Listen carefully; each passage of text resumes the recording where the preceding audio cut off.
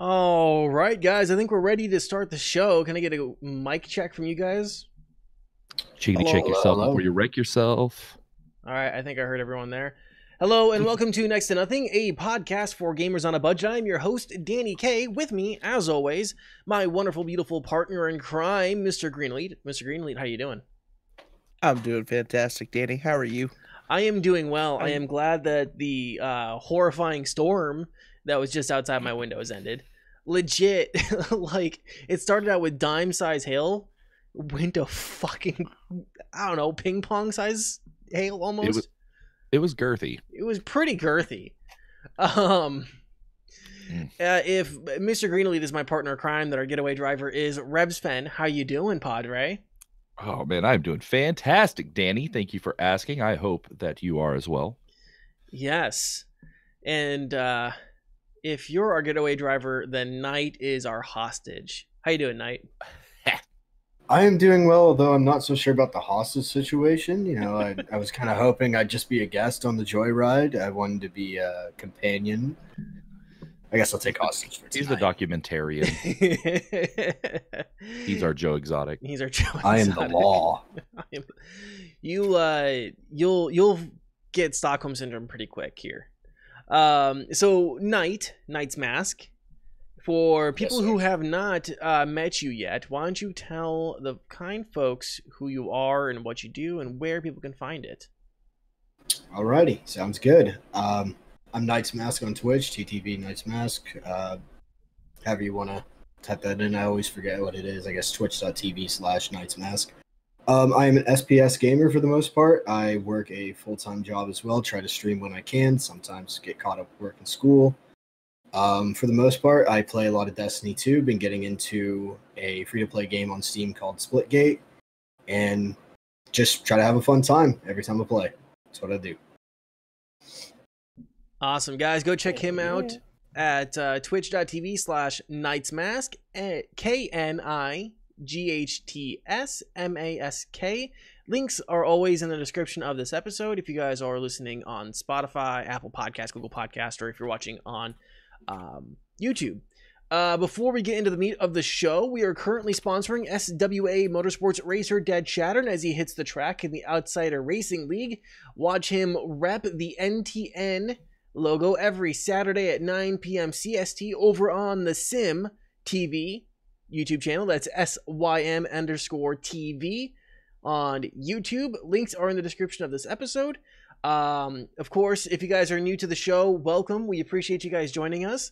If you like what we do, we hope you'll follow us here on Twitch. Make sure you do follow all of these guys on their individual Twitch channels. Subscribe on YouTube and maybe even tell your friends. That's the best way to help out the show, actually, is to tell your friends. And you mentioned, Mask, that you were playing a game recently called Splitgate Arena Warfare. Yes, sir. It is a Halo-esque game, relying more on jetpack movement, although you do have a very limited burst of it. You can create portals to run through, shoot people through. Your own portals you can see through, other people's you cannot, although you can use enemy teleporters as well. It's a very interesting game, mainly tracking based when it comes to FPS games. And a lot of it relies on your hipfire accuracy and how well you're able to keep your mouse on something. It's a very, very fun game. Although I will say I checked out the competitive scene recently, and it's very different than playing in a social list. Which is, I mean, not to be surprised by it, but I was kind of taken aback as to how seriously some people were taking this free-to-play game. It really was. Yeah, we have talked about this game before. I've had some time with it myself. A lot of people, and I find this to be a very apt description of the game, is Portal meets Halo. Would you agree with that? I would agree with that in a certain sense. I would say that it kind of is a non-Bloom version of Halo, especially that I do not see any Bloom at all. And I know in Halo you see a couple different weapons that have Bloom. But for the most part, yes, it was developed by a small team of original Halo producers that came together to make, I think, 1047 studios. So for the simple-minded person, what would you say? What would you say Bloom is per se?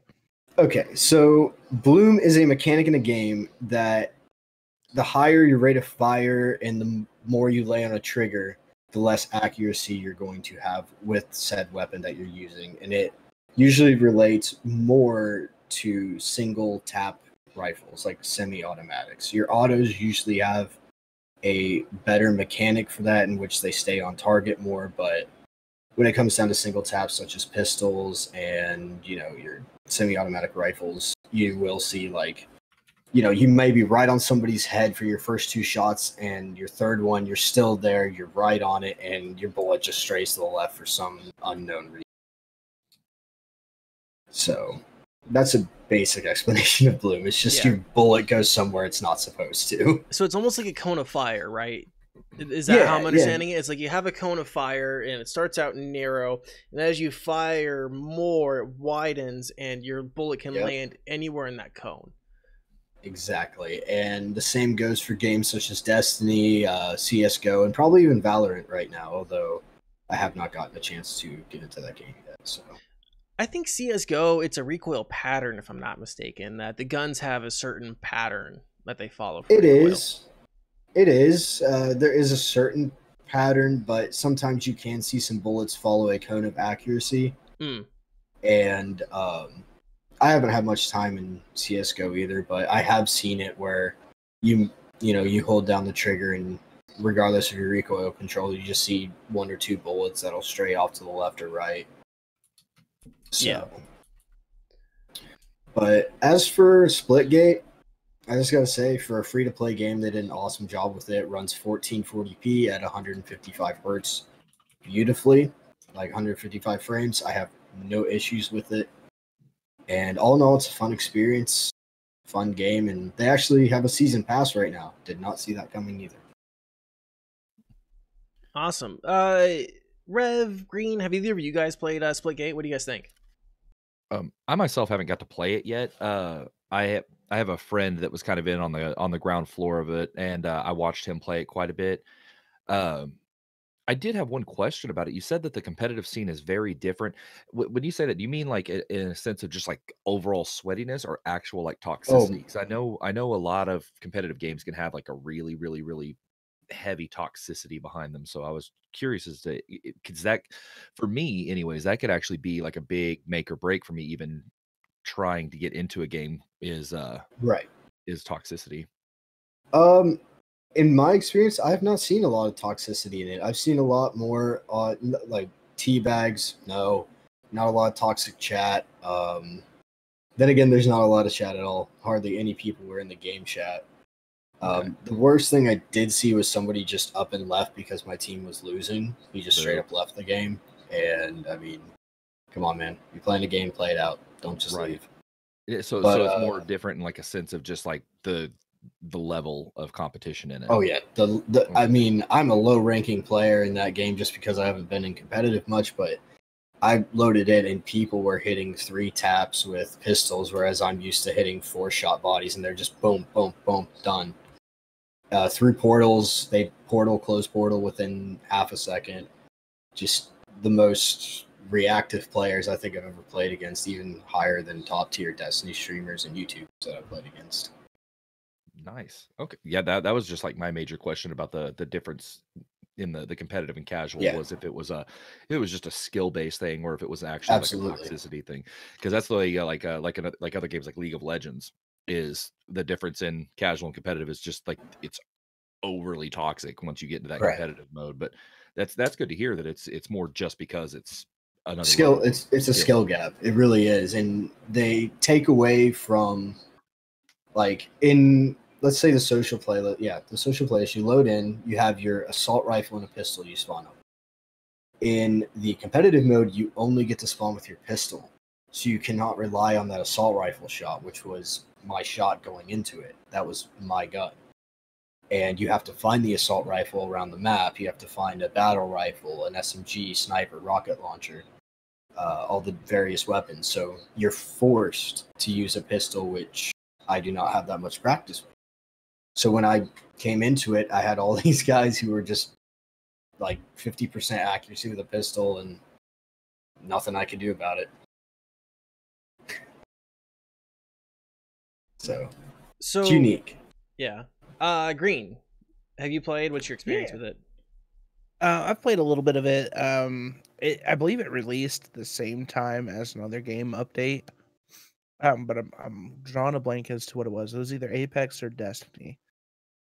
So I played maybe a total of a day, and then I haven't touched it since. So I think I have it uninstalled. Because I was making space for something else too that I can't think of either. But when I played it, it was pretty fun. But I didn't have a whole lot of people playing it with me at that time, so I moved on to something that was a little bit more social. But I did like the combat aspects, except for the portals. I really couldn't get used to that whole. Oh, you're in a portal. You go through that portal, you're somewhere else. Like it was kind of disorienting for me at the time. But I also didn't put much time into it either. Yeah. I don't know, I think maybe I put 4 or 5 hours into it. Maybe. I don't know necessarily why it didn't grab me when I first played it. I know I talked about it. I find a lot of the mechanics interesting. It just didn't seem like there was enough there to really grab me. Mask, for someone like me who has tried it, why should I kind of go back to this game? I think you should go back to the game to play with other people for the most part, because once you get a big party going in it, it is one of the most fun games to play. Like I was playing with Tommy Biggs the other day, and it was just an absolute fun time of just running around. You can goof off in the game, and it's a game where you can practice, your tracking and use it as a side game. That's what I would say is use it as that game to get away from the mainstream big popular games that a lot of people are into. You can bring something new to the table and gives you a chance to work on some skills you may want to polish up.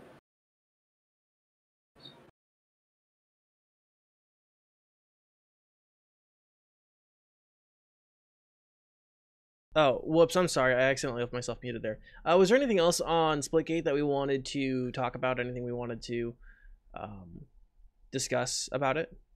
I did have a quick question about it. I was looking at it in the Steam store a second ago because, with it being free to play, I wanted to go ahead and add it to my library. I saw a Founders Edition for $20, but didn't look too much into it. Do you know anything about the Founders Edition on it?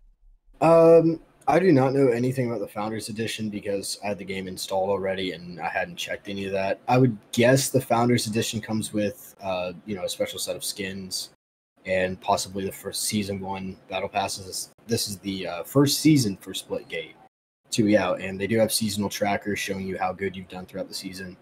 And Season Pass-wise, when it comes down to it, it's probably the best Season Pass I've seen out of a game in months. When it comes to cosmetics, reactive camos for armor, reactive portals, one being called Hell's Gate, that looks absolutely beautiful. Something out of what is it? Doom Eternal. Something similar to Doom Eternal. You just look at it, you're like, okay, that's the vibe I'm getting in.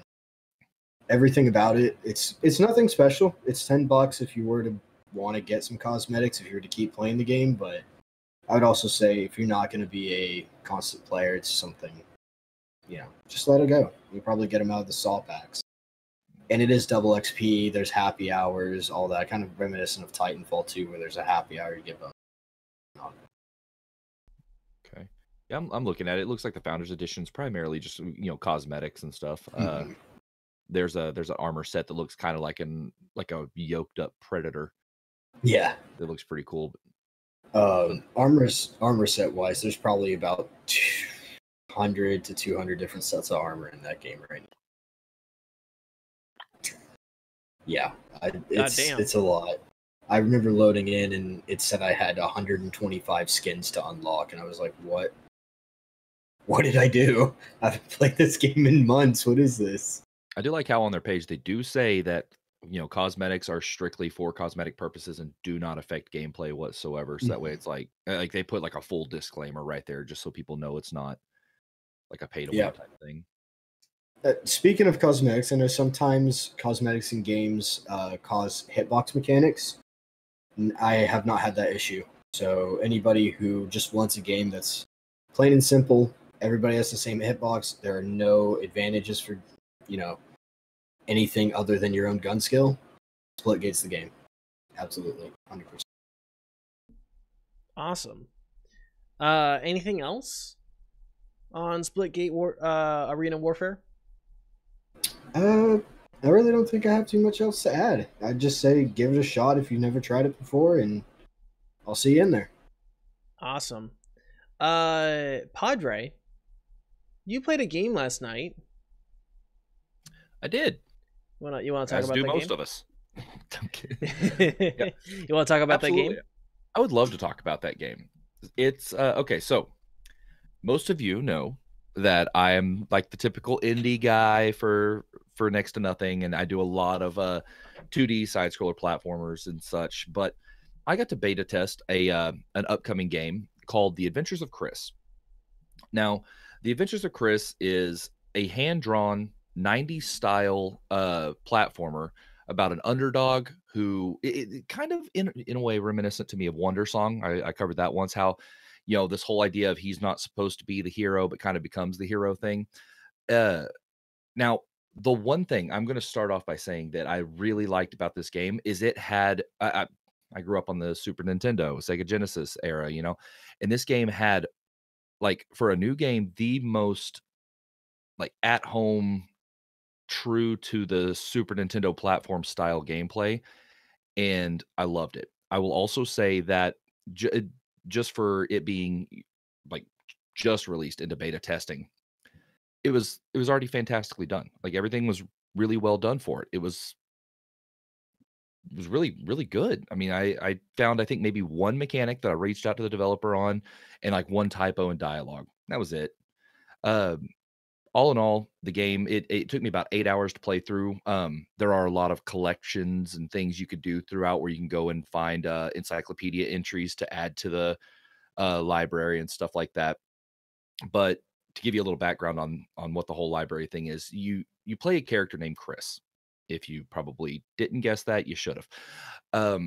And you're going home one night, and out of nowhere you get launched into this place called the Kingdom of Lost Balloon. Or well, actually, no, you get transported to a castle where this dude, this little vampire, his name's Count Junior, is wanting to have a birthday party. He ends up turning all these kids into toys to give as party favors to his guests. And of course, the guests are called I think they were called the League of Fiends. They take the toys. They still don't like him because he's kind of a little brat. But without spoiling too much, your job is to basically, almost like in a Mega Man-esque way, go to each one of these little members of this league and beat them. And it had kind of a Captain Planet feel, because like one of them was about pollution and one of them was like a toxic mosquito, and it was very, very 90s platformer. Everything about it screamed nostalgia. There were little hints at pop culture references from the time frame, because it takes place in, I think, 94. And the actual character of Chris in the game is based on the developer. He was a big kid when he was younger and was picked on a lot and bullied. And so there's like this element of realism to it, and having to beat bullies with more than just violence. So it kind of, for me, the story stuck out on multiple levels, with the whole idea of it's not just, go beat bosses, but there is this aspect of, hey, treat people with respect, because you never know who could really be the hero in the end.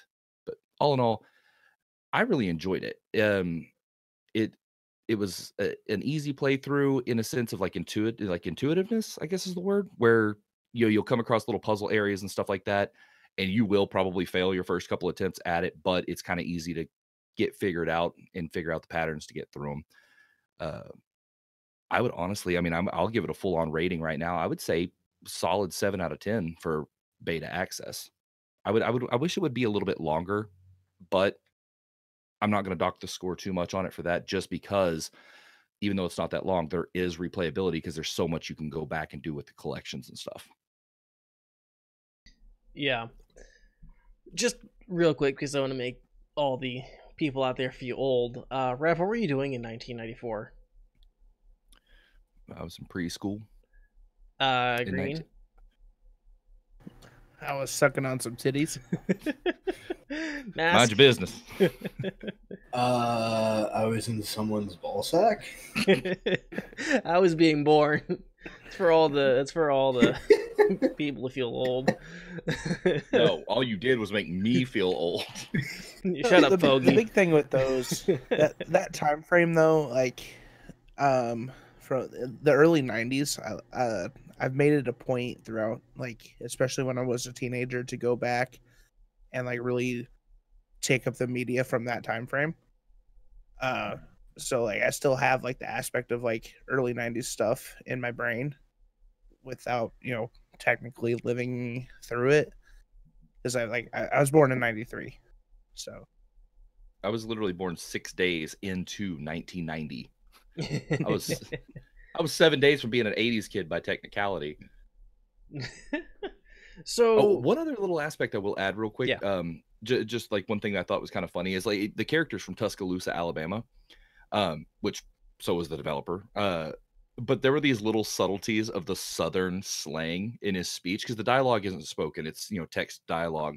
But he was using terms like dag nabbit and y'alls and stuff like that. I was like, oh god, this is starting to hit close to home at this point. yeah. So the writing and stuff like that you said was pretty good. Yeah, it told a really good story. Being a platformer, something I always worry about with indie platformers is just like how clean inputs feel, and do the physics make sense, and was there ever a point in time in which you felt like a puzzle was more difficult than it had to be just based on the physics and the inputs of the game? There was one puzzle I kind of felt that way with, just one. It's this one where you have to you end up unlocking this maneuver that's like a belly flop that gives you like a small bit of iframes. It's designed to be able to get by certain enemies that you can't hit with your own maneuvers. And it was towards the end of the game, so I figured it was going to be really difficult. But you have to like belly flop onto these fans, like the big, huge fans, to keep yourself from getting hurt by them. It was a lot more difficult than I felt it needed to be, but it's still like once you kind of got through it, it became pretty intuitive, and you just kind of start like going up and down, because you also learn this move. It's like super punch, where you just kind of fly straight through the air, and so it was like a combination belly flop up into the air, super punch over to the next fan, belly flop, and you have to go back, and so it was just like stair stepping these fans all the way up. That was the one point where I found the like the little invisible wall I was talking about. That was the same puzzle as that. So maybe I'm just a little salty because I had finally made it through, and it looked like I was going to the edge of it, and I just got blocked and knocked back down to the bottom, and I was kind of I was a sad boy, but then turned around the very next attempt, made it through. But so that one puzzle, I think, is the only time that really it became a little too much. The rest of the game, though, it was really consistent. That was the thing. It was really consistent between the floating mechanics, because you get transformed into a balloon, and that's where you go to that kingdom of the lost balloons that I had said earlier, and you start learning new powers to be able to deflate yourself and use your balloon powers to kind of float through areas, and you learn different magic abilities. But everything was really consistent. It was aside from that one part, yeah. So it was good. Awesome. What is this going to retail for? Do you know? I don't know yet. I could make an assumption. It'll. I'm assuming it'll definitely be below $20. I'm assuming maybe $19.99 or $14.99. Because with, again, the replayability factor on it and the amazing soundtrack, by the way. I'm hoping one of the things I got as a beta test was I got to download the soundtrack. Which was amazing. It was really well done. It turned out Chris did the soundtrack as well. So I'm thinking there may end up being like a soundtrack bundle being released with it, because I know that typically happens on games with good soundtracks. But I would say probably guesstimate maybe $9.99 base game, $14.99 bundled with the soundtrack or something, or $12.99 or something bundled with the soundtrack. But that's just completely guesswork. It's wish list right now on Steam. I have haven't heard anything. I'm just basing it on what I know from games of like, similar style. Okay. Mr. Greenlee, KnightsMask. You guys have any thoughts or questions?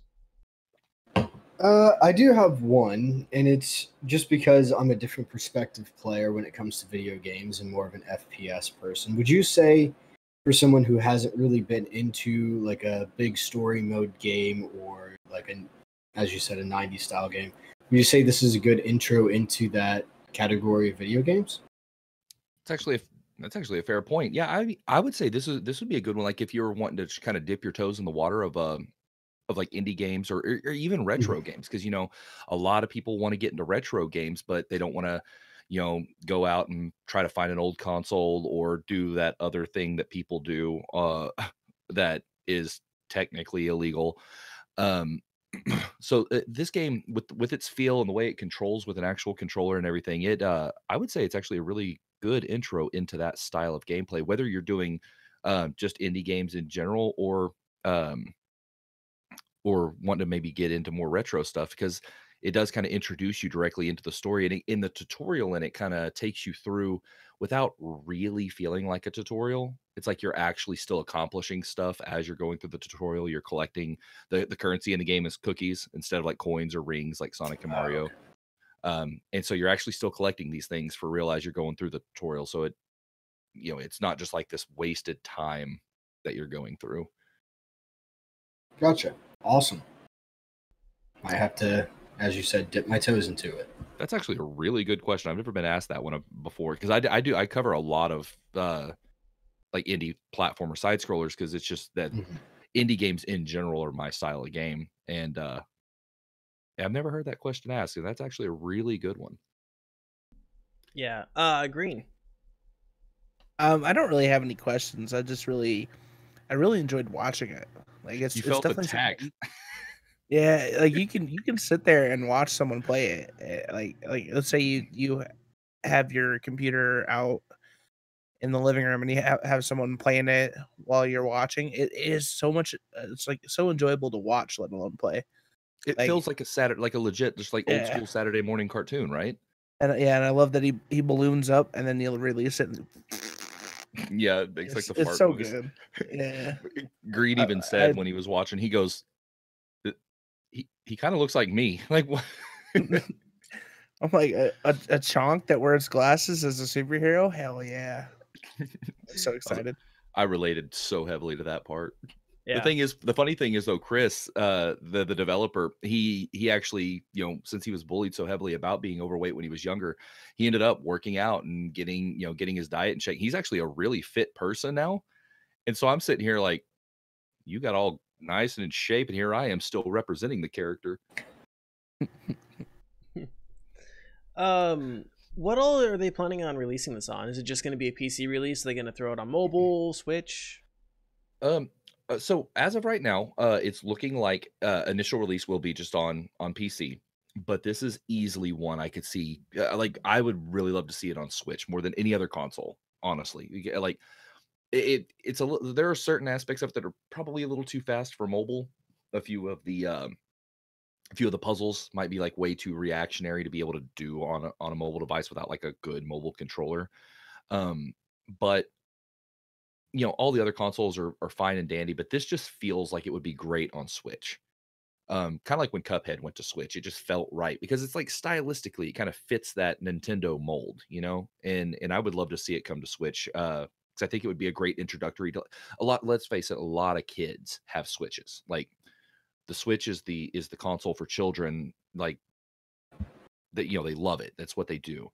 And so I think it would be a great like little kind of introductory tool to kids to learn how to play certain video games, because I think a lot of it could be done by children, and I think it could teach an important lesson to kids about bullying and stuff. So as of right now, it's only coming to Steam that I've seen, but I would love to see it come over to Switch as well. Awesome. Anything else on the adventures of Chris? No, I think that's about it. Okay. Green, Mask, anything else on this topic? I don't believe so. All right. I'm good.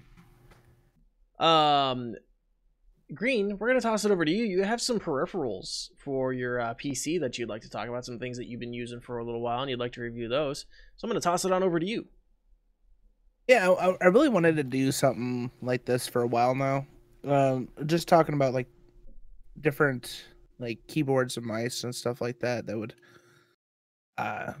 be something that people would be interested in if they're in the market for it at the time. Everyone at some point or another has to try out keyboard and mouse when they're playing on PC. I mean, you don't necessarily need to. Some people play with the Xbox controllers and PlayStation controllers. If that's what you're into, you're more than welcome, more than fine to do so. However, I do have a few recommendations for what I have personally used that you can pick up that gets you into that level of keyboard and mouse. The first one that I'd like to review is the Razer Synosa. I think is that how they pronounce it. And that is Razer's attempt at a memory or a membrane keyboard that feels like a mechanical keyboard. Is their pitch? Does it actually feel like a mechanical keyboard? I don't think so. It is a great budget keyboard though. I think it cost me like $45 at Best Buy on sale, and I think they're even cheaper now. As I said, it's a membrane keyboard, but it has like that kind of clickiness. It's almost like a weird feeling cherry brown, but like spongier. It's very spongy, very very spongy. But for entry level, it's a really decent keyboard. If you're not quite sure if you want to go to a mechanical keyboard, but you don't want to spend a whole lot of money, this would give a viable option for that. Also, I got the Logitech G604. And for those who are on the live video or YouTube, that is the shape. Is kind of like an egg. Nice thumb rest on the side. I can't stress how much I love this mouse. Like I fucking love this mouse. It's like it is the best mouse I've ever had. I've had the Logitech G700S. Actually, have that. It's very similar too. It's pretty much identical. It's just older. And I loved this mouse. This mouse was fantastic, but it is an old school laser style mouse, and it just doesn't keep up with the times. So I picked up the G604 when it came out. I believe I ordered it on Amazon mid-November, either mid or late November. I think it was the 22nd is when I received it of 2019, and it took about 100 days for that battery to die, like a little over 100 days on one single standard AA battery. Wow. Yeah, the battery lasts forever, and I have not turned it off. I don't leave it off. I leave it on. It doesn't have any fancy RGB or anything like that. It is completely wireless. It runs off the Lightspeed wireless technology through Logitech.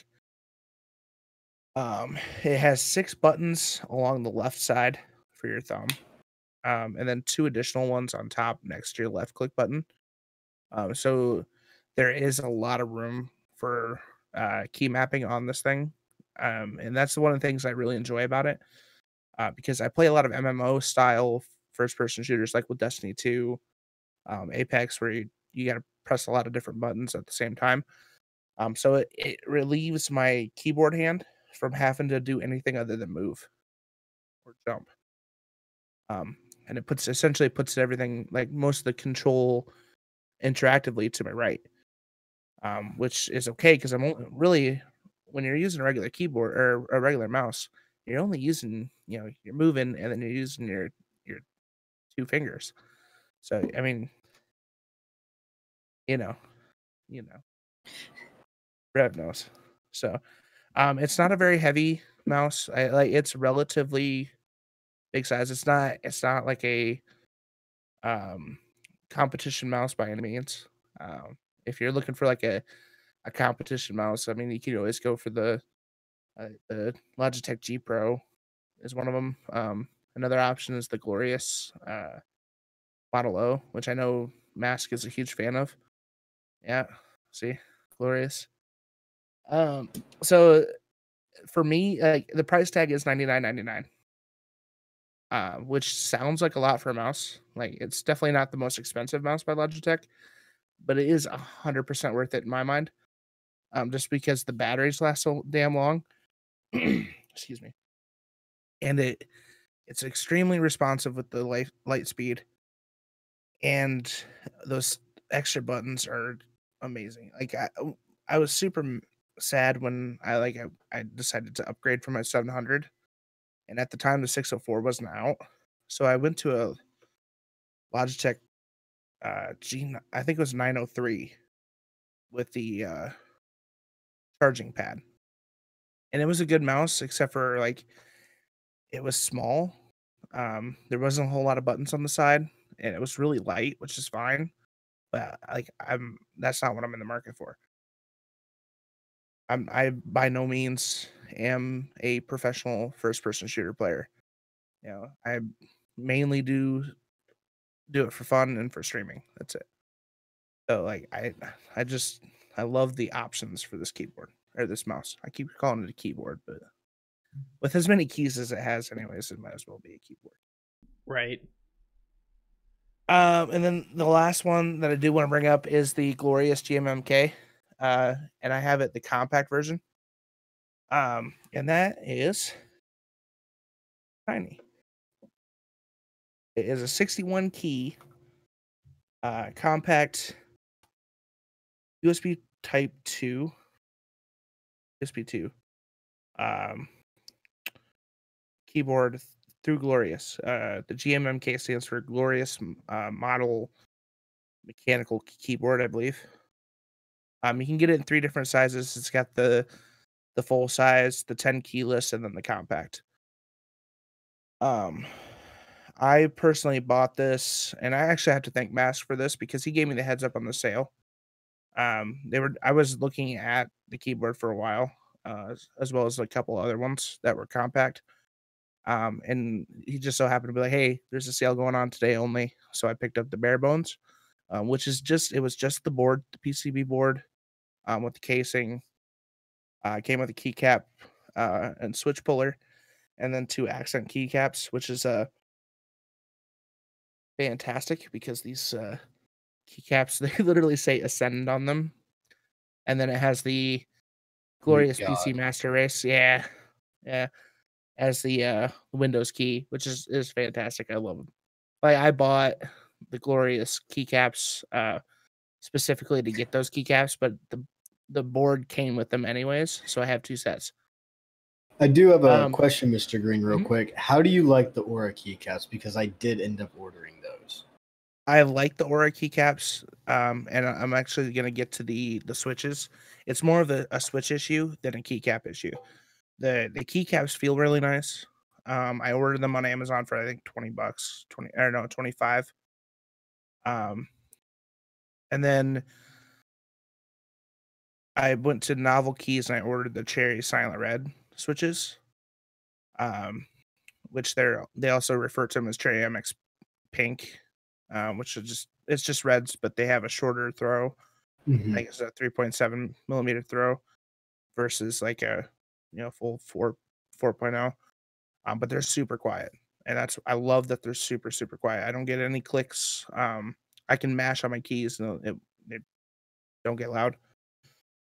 So all around, I think I approximately spent like $105 on this board, maybe 110 with taxes and shipping. I bought 70 switches from Novel Keys. I got them like a week later. The biggest gripe that I have about this keyboard, and that's really the only gripe, is that the switches that I ordered were PCB mount switches, so I had to clip all the little nipples off for the PCB mounts because it was a plate mount board. Yeah. And then they were black casings, instead of RGB casings, and that was really just my fault. Because I could have ordered plate mount ones, I could have ordered clear casing ones. So and it's really just more of a cosmetic thing because I really wanted the RGB for when I have my lights off, which I don't really have my lights off very often. Just because I stream, so I have a lot of lights on me. So honestly, most of that was my fault. I cannot complain about this board. It is heavy. The top plate is aluminum, and then the backing is plastic, like a hard plastic. You could kill a man with this. Or in Sven's case, you could kill a tiger with it. Tiger. I am afraid to drop this thing just because, like, not because it would break, but because I think I would like drop it on my foot and break a toe. Like, this thing is, for a tiny little thing, this thing is heavy. That's a good thing. Solid. Oh yeah. Durability. It doesn't slide around, nothing. If I may, Mr. Green, I do have my white switches if you would like a sound sample of them at any point. Okay, yeah. They are to get some sweet. Dope. I'll have to get some audio clippings from you sometime. If I can interject just briefly, as somebody who's brand new to PC gaming, can you summarize what the colors for switches on mechanical keyboards mean? Because I keep hearing all these terms and have no idea what they mean. I get asked, the color. I'm like, the keyboard's red. Is that so? I don't know any of this. Can you summarize it kind of in layman's terms for somebody who may just be getting into PC? So we'll have to keep it like there's many variations of switches, and I'm still trying to like figure out. Like, I really enjoy the silent reds, but I have been looking at different switches for a good while now. The main thing that you're gonna hear is reds, which are linear switches. So they are, it's all how the switch is inside the board. It has the spring, has like a little guide to them, and then with linears, it's really smooth on the guide. So when you push it, it's just a straight push. Browns are the types that there's a little bump in the groove, the guide, that gives you what's called a tactile feedback. Mm-hmm. So when you click it, you feel that you're clicking it. And then so blues are clicky. So those have like a kind of like a spring action in them. So when you click them, it literally goes click, and you can hear the click. And that's mainly a lot of people that are typists use those. Some gamers use blues. I mean, I don't like clicks. Blacks are essentially reds but heavier. So you have to push down harder, and those are usually used for like, some gamers like them, some people don't. It's more of like an industrial thing. Like, if you go out to something that has like a keyboard out in an industrial plant, more than likely that keyboard is black switches. If it's a switch type board, it's usually a black. So damn sturdy. Another one. Let's see here. Brown. You got any more mask? They're common ones. I mean, if we're talking about the big like main brands, we could always go to Kale as well, because their clicky switches are a little different in their operation, such as the whites. Those are their top switch. I think for sale, a lot of people are buying them at the moment. Very hard to get hands on. They sell out almost every time I look on novelty.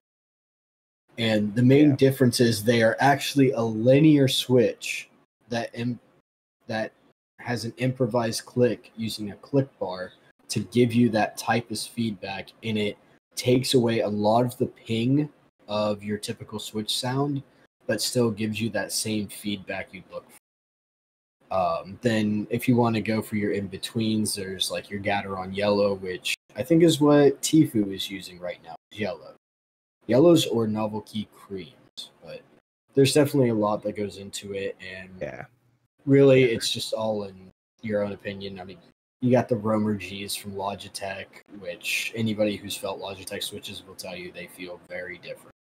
Yeah, even Steel Series came out with their own mechanical board switch. It's called the Omnipoint. Yep. So like it's all a matter of preference when it comes to switches. Absolutely. The main line that you hear the most is Cherry. That's Cherry MX. Yeah. And then like Gateron and Kale, those are different essentially brands of switches. But they're still a mechanical switch. Yeah. So like cherry clones. Yeah, exactly. They're like clones of cherries. And each person will tell you that, you know, their preferred brand is better. Yeah. Gateron's better than Cherry. Cherry's bottom of the list, or Gateron's bottom. Yeah, someone will say that like Gateron's smoother than Cherry and it's cheaper. Like I honestly, it doesn't make a huge difference for me. Like I've tested out. Like I'm gonna get a bigger like a strip for a tester to just buy each of these switches to try them out. But for right now, what gets me going is Cherry Silent Reds. So I just like that they're smooth. They don't take a whole lot of force to push down, and they're super quiet. Awesome. Anything else in this conversation? We'll be contextualizing some stuff here later, but I want to see if we're finished with this conversation. Yeah. I think so. I mean, I maybe have one more thing to add for Mr. Green here. By all means. Just one more thing to throw in, and it's never to be excluded on the budget keyboard side. The Rage of Sinosa is awesome, but that TechWare Phantom, me and Mr. Green have talked about, awesome mechanical board to get into. It is $45 on Amazon, and you can swap out. You can put Gaterons. There are videos of how to do that, so you can put Gaterons. It's a great board for the price. You got full RGB. It's awesome. Great board to look at. That's about it. Awesome. I think we're gonna take a 2-minute break here, and then we'll come back. Is that sounding like it's a good idea to you guys? Yeah. All right. We'll be back in 2 minutes. Stay right there, guys, and you're. Ladies and gentlemen, please welcome.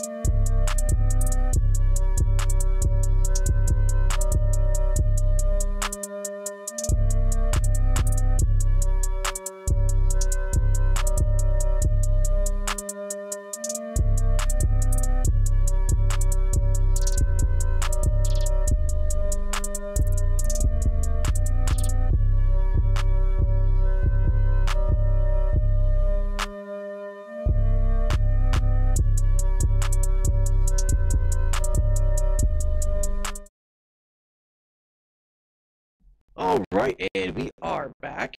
Thank you to all of you who allowed us to take a break. So we have a topic that I've been wanting to talk about for a while here. Hey, Danny. Yeah. You got some very funky audio going on. Oh, do I? Both in stream. Yeah, in stream and through Discord. Check 1, 2. Is it any better? No, not at all. It's like a robot. Your face made me disagree. Check 1, 2. No, still bad. Give us a moment, guys, while we have some technical difficulties going on. Check 1, 2. Oh, hell yeah. Perfect. Perfect. We're There we good. go. Beautiful. Perfect. Okay. Crisp and clear, like my... I'm not going to finish that Uh, sentence. Not finishing that sentence. All right. So thank you for everyone for letting us take a break and also letting us work at the kinks of the show. So we have a topic here that I've been wanting to talk about. I've mentioned it a few times. Just on like contextualizing tech terms, right? We talk about what is in a computer and like graphics cards, and we talk about, running at this speed, and we use terms like teraflops and HDD versus SSD and all this stuff. And I wanted to kind of contextualize that for people who don't really know what that means, who don't have the experience or the education or the know-how to decode all that language. I know, especially when talking about like processors and teraflops and stuff like that, I personally start to get kind of lost and it goes over my head. That's just not something I'm very knowledgeable about. So I kind of want to go through that. Mask is fairly knowledgeable. I believe you have some education in this, correct? yeah, a little bit. I mean, from the research I've done, a little bit of schooling. Yeah, Okay. I have. So we kind of want to go ahead. You're in computer engineering as well, right? I think that's what you're saying. Yes, I am in computer engineering school right now, or actually, no, I'm planning on getting into it. I'm just getting some bare Okay. necessities out of the way. But I have done a lot of research in the past on why everything matters, and just from building computers and helping other people build computers and put together components, I had to kind of explain stuff. So Yeah. So yeah, we Right just kind of want to contextualize this, and I kind of compiled some what I think are very common computer questions or tech questions, I should say. And we can kind of go down the list here. I think we'll all kind of jump in on where we can fill in some of the knowledge. But this is one that I know I really don't have any authority to speak on, and that is, what does it mean for a processor to run at a certain speed? So for example, let's say you're watching Linus Tech Tips and they talk about an Intel processor, an i9 processor, Intel i9 5600 running at 2.8 gigahertz. Just something, I mean, I kind of mouth diarrhea it there. I don't know if that's actually a real thing. If it is, I'm going to be impressed with myself. But I'm going to let you guys... Actually, it's a 9800K. 9800, yeah, okay. So I say... And it would run at 12.8 gigahertz. It would run at 5 gigahertz. So that speed is too low for Intel. That has to be AMD. So I rattled off a bunch of letters and numbers there. Break it down. All right. Well, when it comes down to your CPU and its speed, really, I guess the one takeaway from it should be the speed that it's saying it runs at is just how fast your computer is going to be able to communicate with all the different components in it. That's why it's pushed that the higher your processor speed, the better your computer is going to run. But sometimes it's the farthest thing from the truth. Because we look at our new Ryzen CPUs that have come out, the Ryzen 3rd gen, and they're slower than most of the... Actually, no, I think all of them are basically slower than our main Intel CPUs. But when it comes down to price for performance, they're matching them, which is kind of incredible. And that's all due to... What? Matching and outperforming. Matching and outperforming. And that all boils down to how well can the cores in the processor communicate with each other. And what they have done is basically taken a Threadripper, which is a super expensive. Anybody who is into computers knows a Threadripper is an expensive CPU, costing sometimes $1,000, if not more. And they put that technology into their basic CPU. And it allows for all the cores to communicate to each other on a very fluid channel, I would say. Like everything is going at once in a circular pattern. It's just all going around. And it just means all cores can run consistently. And it also means you can take a lot of stress off of several other cores at a time. And it's a crazy thing that they're doing. Like, I wish I knew more in detail as to how they got that to work. But, I mean, bare knowledge that I can give for now, and the simplest explanation is just how fast your computer is able to react and respond with other components in what you're doing on it. When I try to explain this to someone who doesn't quite know what PCs, like what each component is, I like to explain to them that you got to look at your computer as like an athlete, like a full-grown male athlete or female athlete that is the top of their game. You got to look at the motherboard as essentially like the nervous system of your computer, whereas the CPU is the brain of the operation. It's what's doing all the thinking, right? So when you have like something that's running at peak shape, at 4.0 to 5.0 gigahertz, it means that your brain is pumping out as much information as it can at that speed. It's going fast. And it just depends on how many cores your brain has, like how many parts of the brain are actually thinking at a time. And like if you have, like, let's say a CPU that has 2 cores, and it's like it's getting loaded into that very specific spot, and versus something that has like 8 cores, it can divide the work between each of the cores and process it faster. Yep. I mean, another thing I guess that I could throw in there is it's kind of like a cycle speed as well when you're looking at CPUs. When you look at that 5 gigahertz, the best way I could explain it is it's, that cycle going, everything refreshing constantly. It's what's going through your motherboard all at once. All the information is cycling at the 5 gigahertz per time, which I'm trying to remember exactly how many hertz that would be. It's, I believe...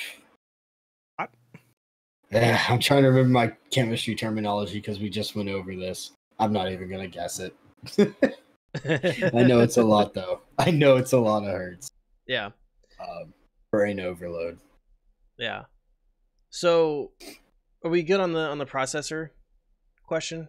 Yeah, I believe so. If you feel it's been explained pretty well. Yeah, I think so. I think at least people can kind of go from there and find some research now that they kind of know a little bit more on how to talk about it. Right. Here's a big one that I think a lot of people who might be younger or just not very tech savvy when it comes to the new consoles that are coming out. What is the difference between an HDD and an SSD hard drive? Because as we know now, the Xbox One and the PS5 will both have SSDs.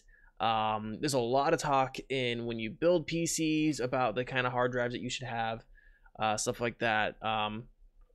This is one where I feel a little bit more comfortable talking about, but whoever wants to take the reins on this, feel more than welcome to. I believe in you. All right. So I can butt in on any questions anybody has. So physically, or mechanically, I should say, the difference between an HDD and an SSD is that an HDD hard drive, when you crack it open, when you break it open, there's a metal plate that is magnetized, and there's it writes the hard drive writes data directly to that magnetized plate, and that's how it stores that data. And so when the power turns off, all the data is still there, and you can plug that back in. As long as it's formatted to the correct operating system. You can plug that back in. You can see all the files right there. An SSD stores your data on flash memory chips, kind of like a very good example of this would be almost like a flash drive or an SD card. And so those are the two big differences between the two. Typically, an SSD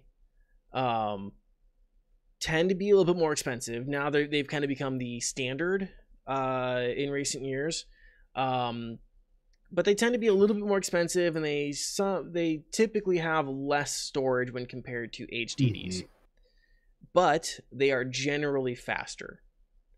And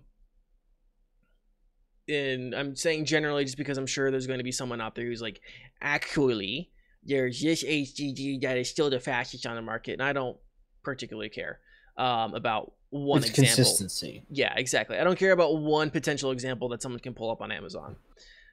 Right now, SSDs, like I said, they're becoming the standard. I think if you're building a PC, get a 1 terabyte SSD to start out with, and then if you are planning on expanding, if you're doing a lot of media editing, or you're downloading a lot of games, or you just need the space, then you can debate with yourself if you want to get an HDD for extra storage or an SSD for extra storage.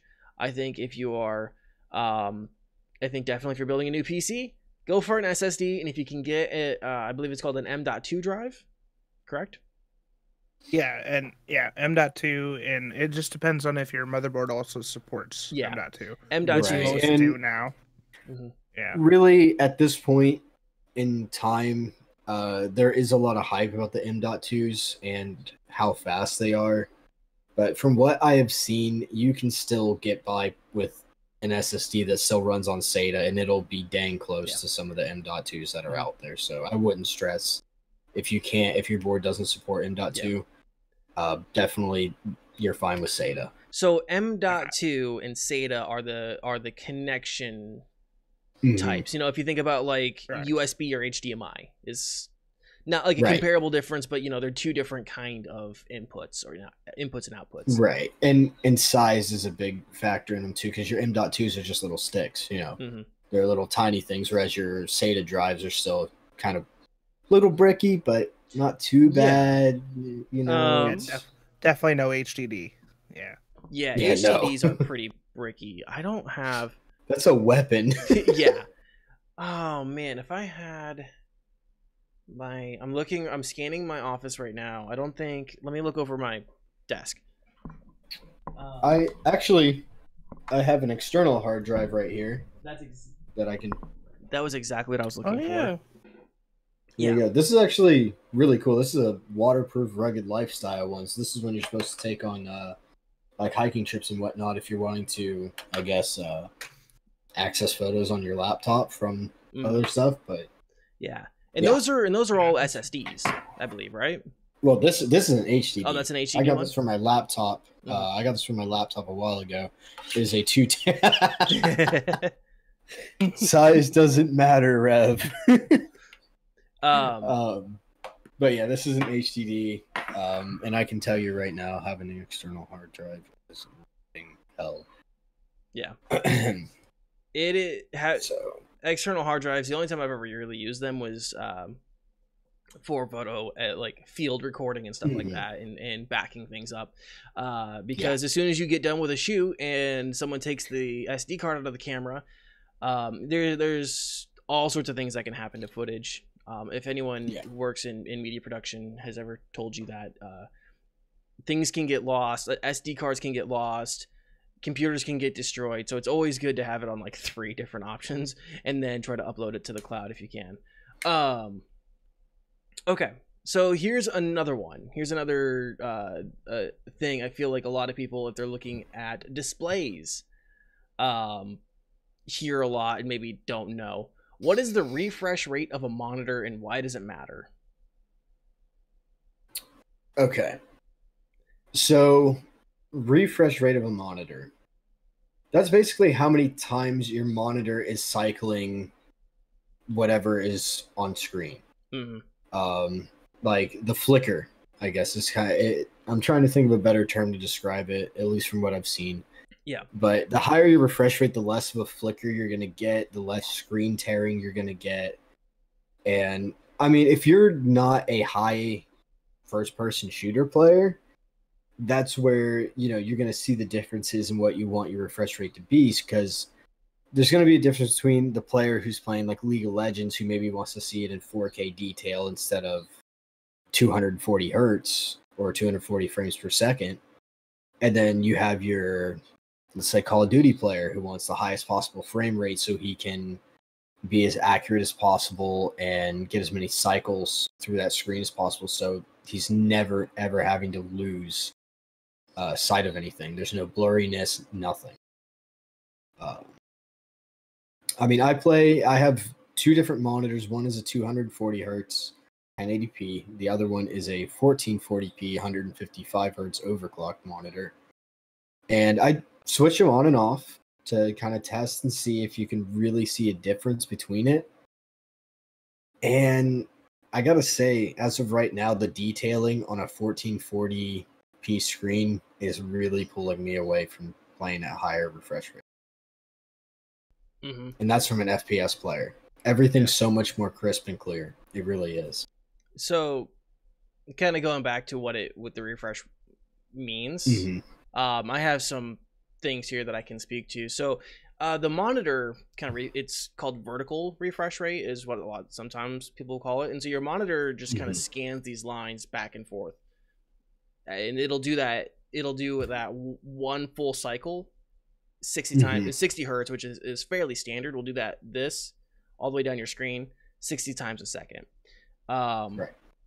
So if you want to see it in action, one thing you might have noticed this on TV, like just like in your local news or something like that, and you see like, if let's just say they're like at a work computer or something like that, or in like a school computer lab or something, and you see kind of that weird line that's going down the screen, that's the refresh rate actually being caught by the camera, because there's just some conflicting information, because a camera works the same way in many regards, or reproduces the same thing.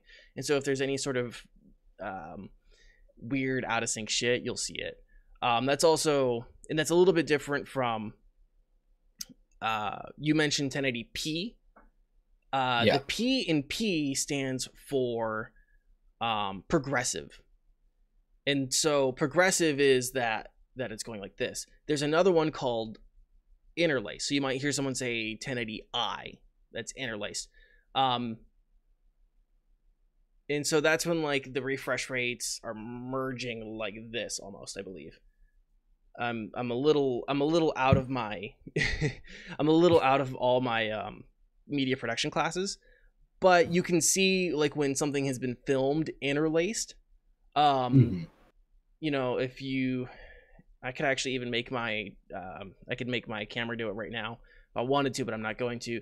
But yeah, if you see like lines, like horizontal lines going through something, when you like there's a lot of movement, that's when it's interlaced, and it hasn't been de-interlaced for a progressive screen. That didn't knock me back into robot state, did it? No, you're good. Okay. So that's some stuff on refresh rates and like what those terms mean, like when someone says 1080. And then I guess I also said the 1080 part is the pixel density, almost. It's how many pixels are in and it's, what is it, 1080 by, is it 1280, right? Is that what it is? 1080 by 1920. 1920 sorry, by yes. 1080. 1920 by 1080. Thank you. And then just another thing is aspect ratio. When it comes to monitors, there's 16 by 9, which is what most monitors and TVs are in now, and then you have 4 by 3, which is what most like CRT screens, tube TVs and stuff like that were 15, 20 years ago. But yeah, and then you have your new ultra wides, which are like 21 by 9 or something like that, I believe. Yeah. And even higher than that, and they're, I don't know, yeah, very weird. I haven't gotten a chance to play on one yet. I'd love to, though. But that's just some basic stuff. Most monitors will be 16. I'm sorry, I'm reading someone else. It will be shit, what am I'm reading chat and I'm just losing it. My brain melted there for a second. So it's a 16 by 9? Mm-hmm. Yeah, okay. So most monitors will be 16 by 9. Yeah, for the most part. Cool. Anything else on monitors and like what people should know about with monitors if they're looking at buying? Like just like what some of these things mean? Really, I don't think so. I mean, you can always look at the refresh rate and just know that the higher the refresh rate, almost the more clarity in the image. Yeah. A lot of times, and the less blurring there's going to be when it comes down to looking for one. But I would say, as of the market right now, if you are going to look at that, 240 hertz just isn't worth the price tag that you're going to pay right now. So just real quick, someone pointed out something and they were right. I didn't mention this. Aspect ratio, it's first number long by next number high. So 16 long by 9 high. 4 long by 3 high. Is how aspect ratio works. Okay. Here's one that I feel like people who are building PCs probably ask a lot and need some contextualizing for it. What does RAM do in a computer? Okay, your RAM it's like your short-term memory for your computer. It's whatever is going on right now in the computer. So your web browsers, the games you're playing, it's whatever is being stored up as you go while that computer is on. And then when your computer turns off, gone. It's done. That's it. Everything you just did, gone. The RAM is wiped clean.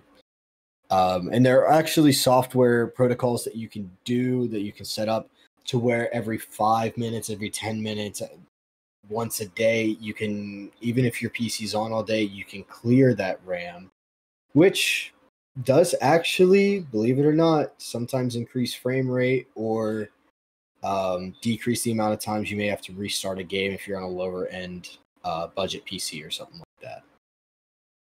So, I mean, yeah, it's basically just the short-term memory of your computer, and if you are having issues with game crashing, I would look into your RAM being a primary issue and seeing how much of that cache size is being filled up.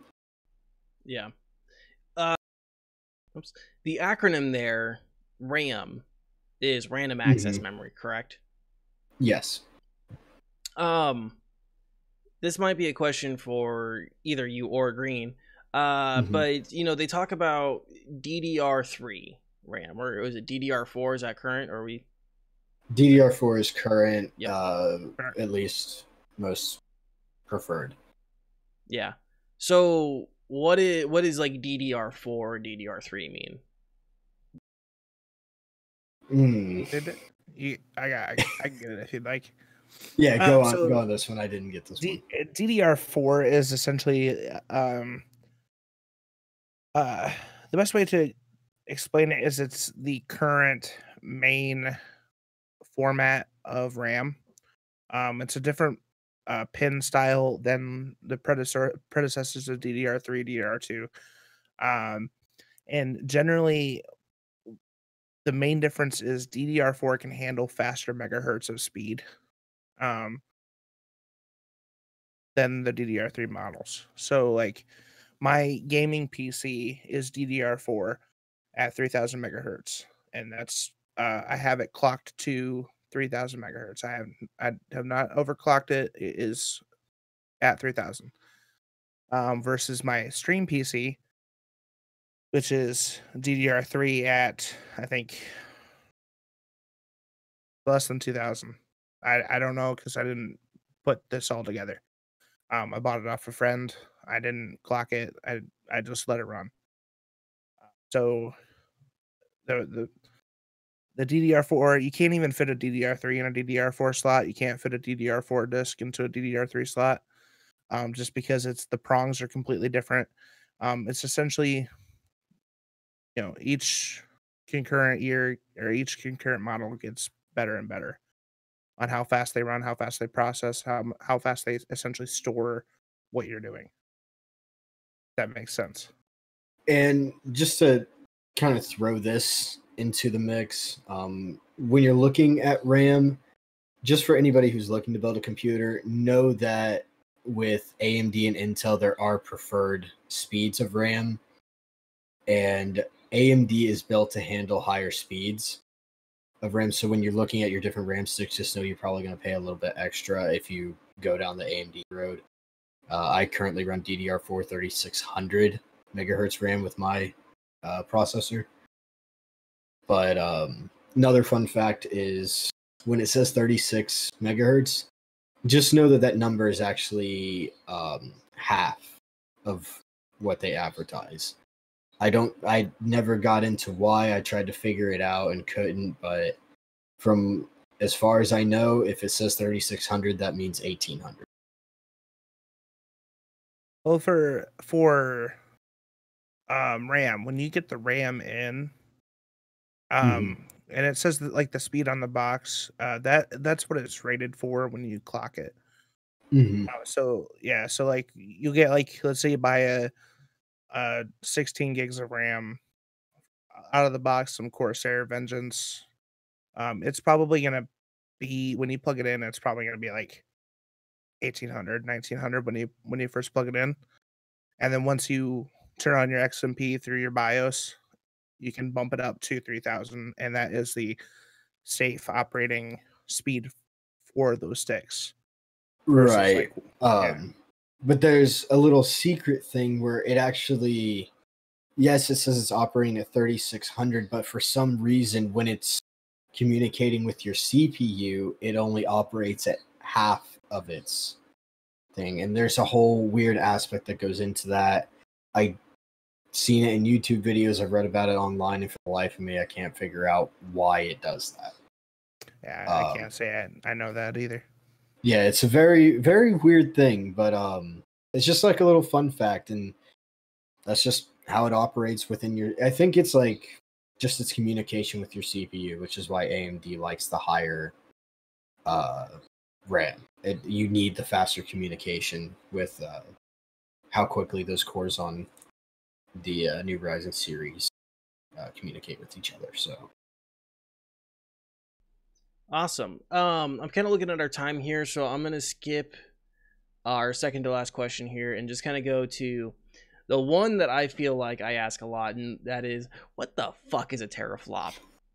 I have a definition here if we need it. I don't know if I still understand it. Okay, so I think you should go on with the definition, and then I think I may know exactly what it does. Just from what I know between PC and console. But let's go ahead with that definition, and then I'll try my best to go into at least what I know or what I think I know for now. Yeah. So here's what I found for what a teraflop is. It's a mathematical measurement of computer performance and refers to the capability of a processor to calculate 1 trillion floating point operations per second. So 1 teraflop. Yeah. So if it can calculate 1 trillion floating points in 1 second, that's 1 teraflop. If it can do it in 6, if it can do 6 in 1 second, 6 teraflops. What Xbox One or the Xbox Series X is currently boasting it can do 12 calculations of 1 trillion floating point operations per second. Mm-hmm. What that calculation really means or how it really affects anything, that's where I get lost. I'll kind of get to you guys. I mean, I think when it comes to teraflops, it's more on, and I'm just kind of shooting in the dark from what I've read on it because I hadn't really looked into it until you brought it up the other day, and I tried to read up on it a bit. And at least when it comes to consoles, you see a significantly higher download rate on consoles, and it's kind of crazy how the drives work on consoles, and I think the teraflops may play into a role on that. Just at least in my experience, I know that I can go onto, like, let's say an Xbox or a PlayStation and download. I can put them side by side with my PC, and for some reason, despite all the amazing C and whatnot, you can still get a higher download rate on a console than you can on just about any PC on the market. And I think it's due to the teraflops and how much you can handle. Teraflops, like the biggest thing when you're referring to teraflops, is they're going to be aiming towards the graphics card for or the GPU. Mm-hmm. So when you have like a GPU that is boasting 12 teraflops versus a GPU that's boasting 10 teraflops, essentially what it's saying that is that 12 teraflop one is processing that image that it's producing to your monitor at a faster rate. So it's essentially like the electronic version of dick swinging when it comes to a graphics card. While yes, you do need a good amount of processing power for that GPU because your CPU and all the other parts of your PC generally don't do high-end graphics like when you're playing video games and stuff like that. If it has onboard graphics, it can handle Google, YouTube, stuff like that. But if you're playing heavy gaming, your CPU alone can't process that. Right. Unless you're playing like Mario. Right. Even then, that's a pretty big stretch too. So, with that being said, the higher you have that speed, that processing power, the more likely you're going to get higher frames being produced, like to your monitor. The crisper the image is going to look, so on and so forth. Doesn't mean you necessarily need something that has 12 teraflops of pure dick swinging power. No, not really, not necessarily. I mean, I think mine's rated for like 10.8 something, and I run essentially 144 frames on every game I play high. It's kind of crazy to me though that you can have a higher end GPU. Like I'm looking here and it says that, let's say an AMD Radeon Pro, it only runs, I think, about 4 teraflops, it says, whereas an Xbox Series X runs at 12 teraflops. So, and if your GPU right now, do you have a 2080 right now? I have the 2080 Super. 2080 Super, and you said it runs about 10.8. Yeah, but the main thing with that, so like the Xbox one is going to be essentially comparative to the 2080 Ti, which is a 12 gigabyte a processor versus 8. So if we're looking at that in teraflop terms relating to frames, why would the Xbox still be locked at that 60 if it's that comparable? You know what I mean? I'm just wondering that question of why they lock them so much. It just depends on if they are actually going to lock it to 60 frames. Because this I know this current Oh, Xbox One. Okay. This is for the Series. Yeah, Series X. Yeah, Series X. Sorry, I'm thinking Xbox One for Uh, some reason. Yeah, no, you're fine. So like the biggest thing between like the 5700 XT versus like current main 20 series is they're actually running at a different style of plug than the 2000 series. Mhm. So like it and it also is DDR. Yeah. So that's another a big thing is it while the 2000 series may process stuff faster in the graphics card, it doesn't communicate as fast with the CPU and motherboard as like the next gen AMD GPUs. Gotcha. While not saying it's worse, it's saying that right now they have kind of a foothold of price per performance because theirs can technically communicate with everything else faster. Right. And I think the same can be said for their GPUs as well, like with the 5700 XT. And because price for performance, you can pick up a 5700 XT on Amazon right now for about $370 and sit right up there with a 2070 Super and close in on 2080s in some cases, which are $500 plus cards. I mean, it's kind of crazy. Right. It's an awesome world we're living in right now for PC gamers, everybody. Mm-hmm. Anything else that we want to talk about on this? Anything, Rev? Do you want to contribute anything to this at all? All I know is I've learned a lot today because I have not known any of this stuff before. I've always been just like, oh, big number must mean big performance, and I'm actually discovering that that's not the case. Yeah, necessarily all the time. and that RAM means something completely different in computer terminology than it does. Never mind. So, I will put a little disclaimer, right? We aren't trying to give you like a PhD education in computer science and understanding processing. We're trying to help you at least get some of the terminology, some of the ideas down, put some little nodes in your brain, so when you go to research on your own and hopefully find some decent sources, you can kind of contextualize it a little bit and understand almost what's like a in this terms prerequisite. mean. What's that? Almost like a prerequisite type Yeah. thing. Like it's like a beginner's class.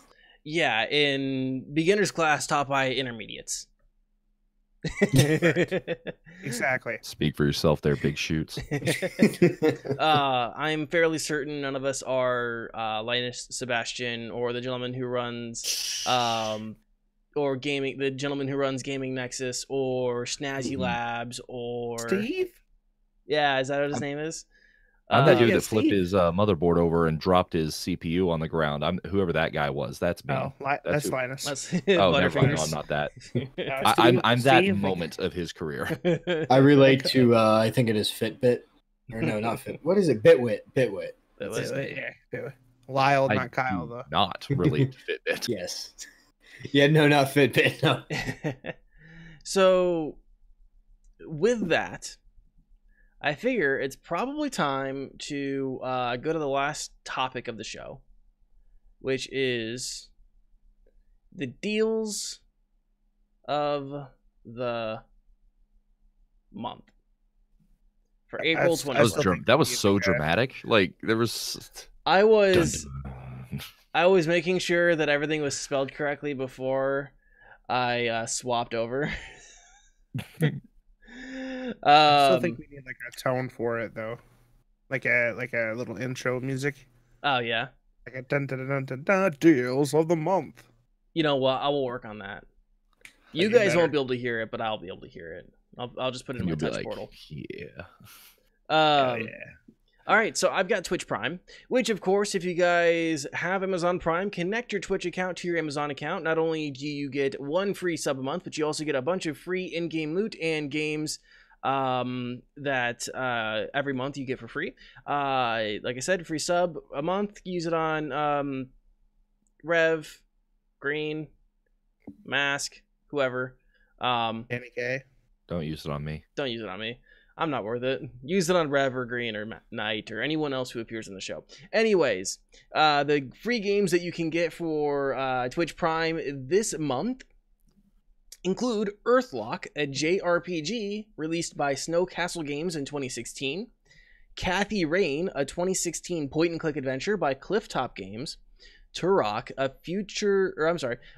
retro FPS released in 1997 by Iguana Entertainment. Etherborn, I'm not sure how you pronounce it. It's a gravity puzzle game by Altered Matter released in 2019. And then Light Matter, a first-person puzzle game by Aspyr and released in January of 2020. Those are the 5 games that are free on Twitch Prime this month. Epic, there are 4 games that are coming up here very shortly. Drawful, which is available until April 9th. Drawful 2, I should say.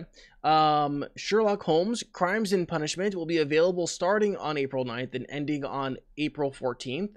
Gone Home will be available until the 9th. And Hob is available until the 9th. I can say Gone Home is an interesting game. It's definitely not one that I would pay for. It was free on Twitch Prime a while ago, so if it's interesting to you, go on ahead and pick it up. Like I said, it's not one of those ones I would necessarily pay for. I would get it for free. Definitely worth the free pickup, though. I played it before, too. Yeah, I'm the same. I can go ahead and vouch for that. Yeah. And then I checked on GOG. There's just a lot of games that are free on GOG. Some of the ones I saw that are free right now are Doom Dark's Revenge, Kane, Hello Neighbor, the alpha version, Sunrider, Mask of Arcadius, and Shadow Warrior Classic Complete. Those are all free and DRM free. So go, if any of those interest you, pick them up. We're going to go to you, Padre. All right, so I'm taking over I'm going to do the free with gold because there hadn't been a lot really added to the Xbox Game Pass, but I will do the free with gold this month. You get Project Cars 2, which is just kind of another just typical kind of racing simulator. You get Knights of Pen and Paper, which is something that actually interests me because it's like a pixel style, like 90s driven looking RPG. You get the Fable Anniversary Collection, which I think a lot of people, at least on the Xbox, would be excited to pick up if they haven't already, just because Fable is kind of one of those like Xbox 360 and Xbox go-tos. And then you get Toy Box Turbos, which is it's been described as a like a Mario Kart-esque type racer, but in like the vein of Toy Story. So it's like you're actually the little toys racing around the tracks and stuff like that. Nothing particularly great this month, but there's rumors floating that next month's are supposed to be really good to kind of the way they put it was kind of like help people out after putting up with all the COVID-19 stuff with some good games, and because they already had these like scheduled for release, but May's weren't when all this began. So hopefully May will bring better titles because these are just kind of Yeah. Anything for the Switch? I have not seen anything really for the Switch because everybody's just kind of focused on Animal Crossing. Animal Crossing. I almost said Assassin's Creed because everybody keeps saying AC, and I almost that's completely maybe not completely wrong, but that's the only AC for me. Yeah, Tom Nook's a crook. That's all that matters. There's your Nintendo Switch news. Going on over to Sony, Mr. Greenleaf. Sony's living like kings right now. Like y'all PlayStation Plus members, y'all are getting Marvel's Spider-Man this month for free. I cannot stress how good that game is. It is from the same people who made the Batman, like the Arkham City, Arkham Knight. What was it? Arkham Asylum. First one. Yeah, that's it. Arkham something. Arkham everything. Fantastic game. I love the controls of that game. Like it is very reminiscent of like the old, like one of the best Spider-Man games I've ever played was like the Spider-Man 3, like the game that came from the movie, and the movie was really shit, but the game was really good. this like takes Spider-Man 3 and like puts it like on a whole different level. It is so good. Like the story is fantastic. If you got PlayStation Plus and you haven't played this game yet, or you're a sucker like me who paid $60 for it, you can get it now for free. This game is fucking fantastic. It's good. Like it's got a huge amount of his rogue gallery in there. And even introduces Taskmaster, Black Cat, like everyone.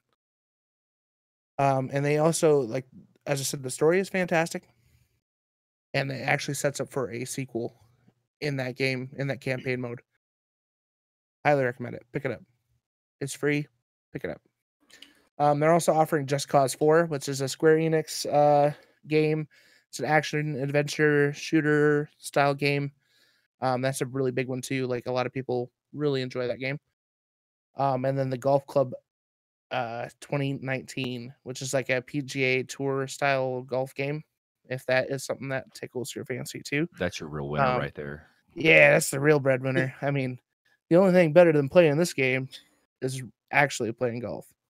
So, yeah, dude, that Spider-Man game though, that is a huge win. Like for PlayStation Plus, I spent full price for that game, worth every penny. So now, if you can get that game for free and you've never played it, jump or swing.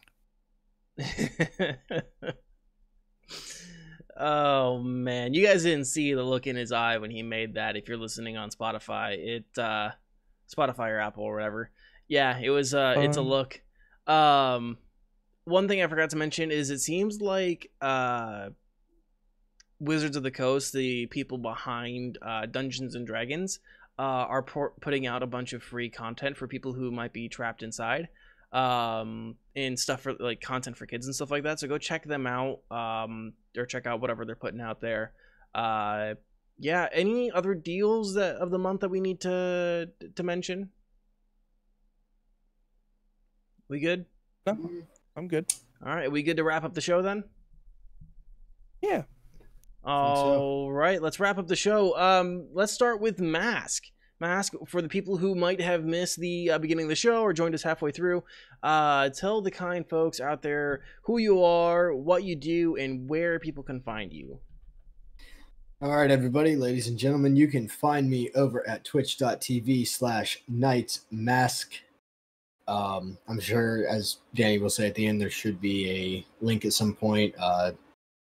But I am an FPS gamer. I play Destiny 2 a lot if you're into that. I also play a lot of Splitgate right now, and I'm hoping to get into streaming a little bit more as my schedule begins to free up. But please feel free to stop by anytime. Thank you all very much.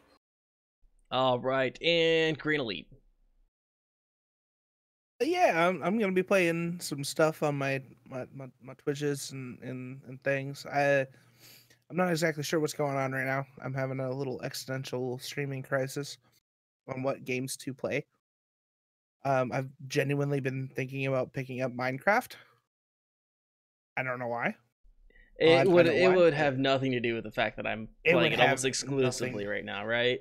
Yeah, you dragged me, or I dragged you into Apex. You're gonna drag me down with Minecraft. So I'm not sure, but you can always catch me up on my Twitch, twitch.tv/Mr. Green Elite, and then also my Twitter, Instagram, Facebook, Pornhub, and OnlyFans.com. Lolsies. Rev, what's coming up on your channel? JK. So coming up on my channel, I have a few things. I'm going to beat that stupid skeleton Sans from Undertale on Thursday. He's been a nightmare and a bane to my existence, so that's going to happen. But aside from that, I've got World of Horror. That I saw that. I've got World of Horror in the pipelines, which is like a 1-bit Lovecraftian horror game that I've been wanting to check out for a while, published by the same people who did Valhalla and the upcoming Nirvana. And then I'm going to start playing Risk of Rain 2. I got a copy of it. I want to give it a shot. I'm going to be reading on stream again for the first time in a long time. We're going to be reading 50 Shades of Chicken again because a lot of people apparently are intrigued by that book. And then Saturday, I'm going to actually be doing a small event where I'm trying to gather up just like game keys that people may have spares of or anything like that. I've got a bunch already, but I just want, like, a lot of people weren't able to take advantage of the COVID-19 Humble Bundle thing and all that. And so I'm taking a bunch of game keys and I'm just going to be giving them away on like kind of a semi-marathon stream on Saturday in hopes that maybe just kind of brighten somebody's day. But that's kind of it's kind of what I got going on. You can find me over at twitch.tv/RevSven, RevSven. You can find me on Twitter, Instagram, TikTok, just about anywhere under RevSven TV. And that's all I got to say about that. Excellent. Coming up on my channel, a lot more Minecraft. I did put out there won't be a YouTube video coming out this week. I'm going to find a few more demos that I can play. Probably be searching itch.io and stuff like that. I did put out a video this last week on YouTube for Waves of Death, which was real bad. It was real bad. You guys should see my reaction, because if you guys don't know, what I've been doing on YouTube is I literally load up the demo and then I record myself playing it. So everything is genuine reaction. So that's what's coming up on my channels. Of course, you guys can find me on Twitter and on Instagram at DaniCae, DANIECAE. Really, do follow me on Twitter. There's a lot of updates and stuff about the show, a lot of information about the show, but I also have some fire tweets. I think I can be pretty fucking savage sometimes. So saucy. Yeah. Such a saucy little boy. Other than that, that's going to do it for this week's show. We appreciate all of you for joining us this week. Be sure to follow all of us on our individual Twitch channels and find us all on social media. If you guys missed any part of the show, you can find us on Spotify, Google Podcasts, Apple Podcasts, and everywhere podcasts are found. If you guys prefer a VOD, we are also on YouTube. Just look up DaniCae Media on YouTube and subscribe there. And if you guys are already watching us on YouTube, subscribe, like, maybe ring that bell if you really appreciate what we do. Some ways you guys can help support the show is give us a rating and review on your platform of choice. Share us on your own social media accounts, and also tell your friends about the show. These guys were fucking with my notes again, so I'm not going to say what they want me to say here, other than thank you for watching. We'll talk to you guys next week. Please stay That wasn't me. Please stay healthy and stay safe, and we will talk to you again next week. Goodbye. Bye. Love you.